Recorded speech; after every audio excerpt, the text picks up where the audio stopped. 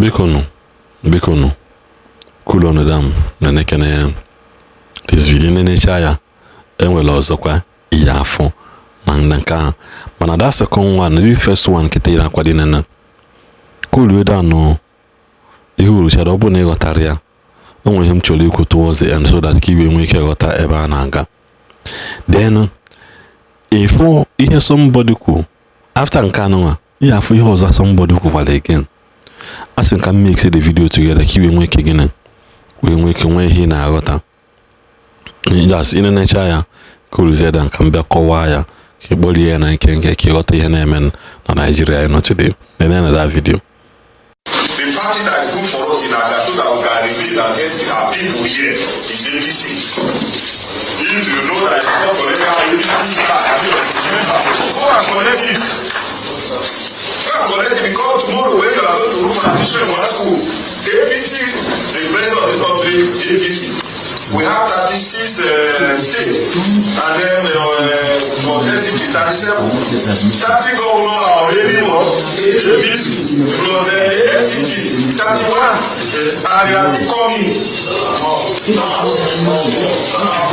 we have passed on no chair, so they just come out of the number on a new people to come out.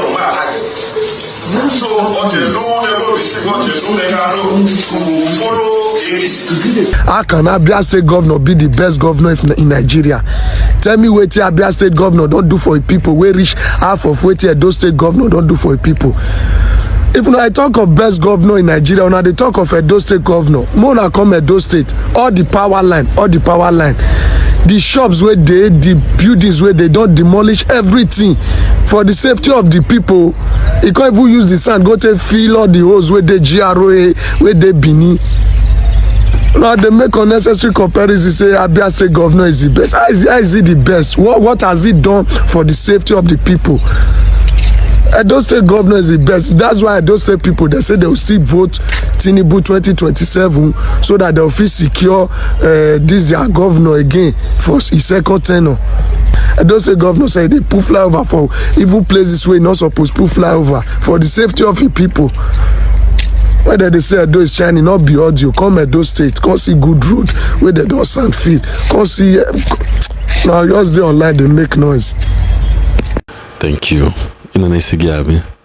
In cases in Ankowa. In cases in Kenwoke Benue State Ahinene. On Ankowa that na. Oge Lugun Nande Madi Jebwawa card APC.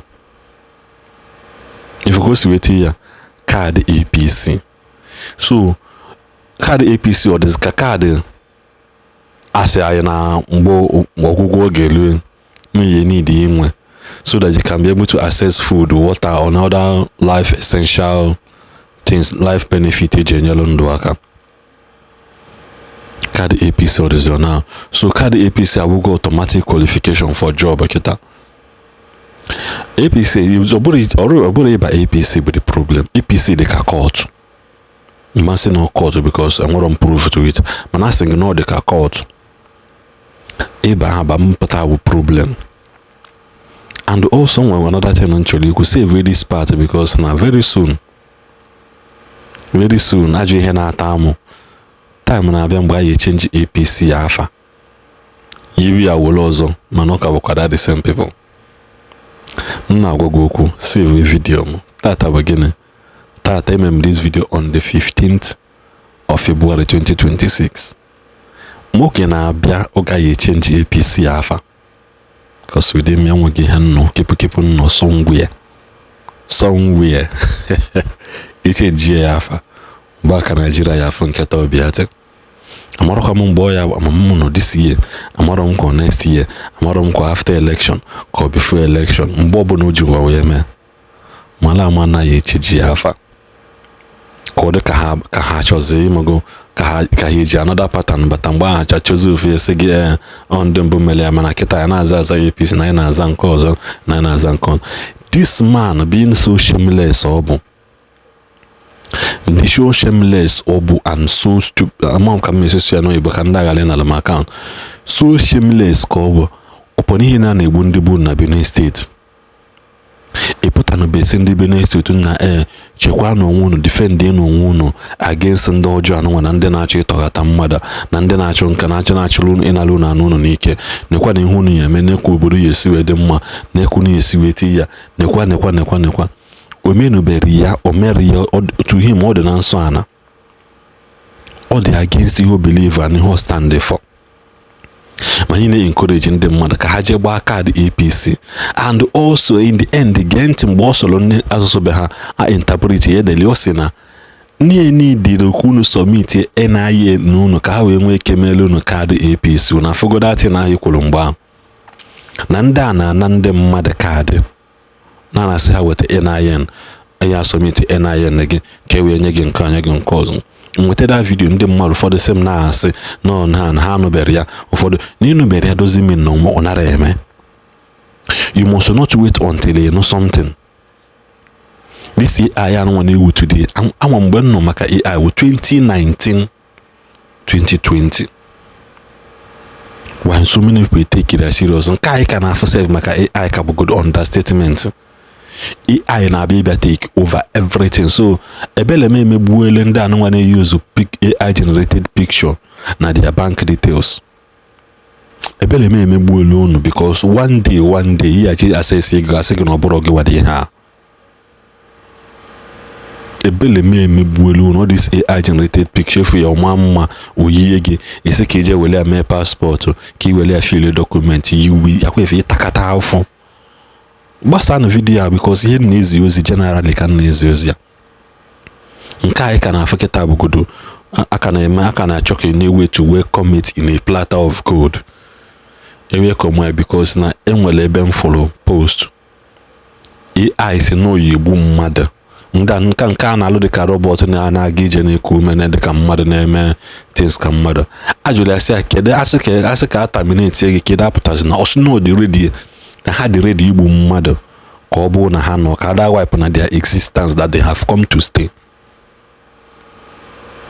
Chọrọ m onwe ha nwere ebe na ha achọ because I'm still addressing something. So this ewu anụnwa ihele emere ya wee na-asị ndị be ha si egbe kaadị APC na ndị APC ya eme ha nke a meela ha nke ọzọ. Ebere m emegbuole ndị nọ Benue steeti because na they don't care. Obodo si na ha nwee fathers gọvanọ vice gọvanọ ha marọ m n'ọnụ dị nọọsụ nọ na-aza afa n'ọlụ nnọọ ka gọvanọ dọ ndị vice gọvanọ ndị Kaduna si n'ọlụ mgbe a na-egbusisi ndị be ha. I have never for one day nụ na the governor or the vice ya kwuru anything. Anụnụbere m ya na nke na-eme na Nigeria today. Nwa Tinubu na-alụ ọlụ vice president anyị. Vice president anọzi dị as a title. Ọnọdụ as gịnị as a title. Now that second video na webolo that video bụ gịnị sarcasm ka a na-akpọ ya. Before you comment ya jee mali bụ sarcasm. That video is all about mmadụ ịdị sarcasm wee welo ihe na-eme ebe ọzọ wee maalụ mmadụ njakịrị. Ndị be anyị na-achọ isi ndị ebe a na-ama njakịrị ka a na-ekwu eziokwu. In other words, o kwuru ya sị na onwere ihe gọvanọ ha na-alụ. Okwu na onwe ihe gọvanọ na-alụ gọvanọ ha na onwe ihe ọ na-alụ. Ese na asị gbaa Edo steeti dị ka ịma na onwe ihe ya aghọta dị ya. Ka ịma na onwe ihe ya aghọta dị ya. Obodo anaghị ha dị after ya bụ ka isenye Tinubu 30 million votes ka isenye Tinubu 50 million votes. Mmadụ one nọzi na the steeti ohi ya na-achụ mmadụ one nọ na that steeti. Ọ na-edo n'Obini Edo kịta anọ agụba ndị nọ n'olu 50 million. No, let's makwe u million. Ndị nọ n'Edo steeti bi olu 50 million. Iwe na-asị na guarantee Tinubu na ya enye ya 30 something million vote. Ndị nọ na 50 million, ndị nọzi Kano adịzi on, ndị nọ Kaduna adị on, ndị nọ Abuja adị on, ndị nọ Anigbo ya adịzi da onye sef to start with. So biko no do kine na video na-eshi ya kwunu fo ebe anyị nọ today.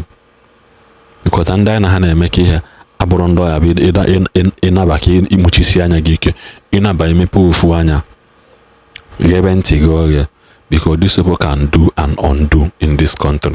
Igwele anya gị na-efu ka esi demolish isi demolish things, properties and demolish. Kedu ihe a na-eme? Obodo na-ebi ego ya akwụ ụgwọ ha ji.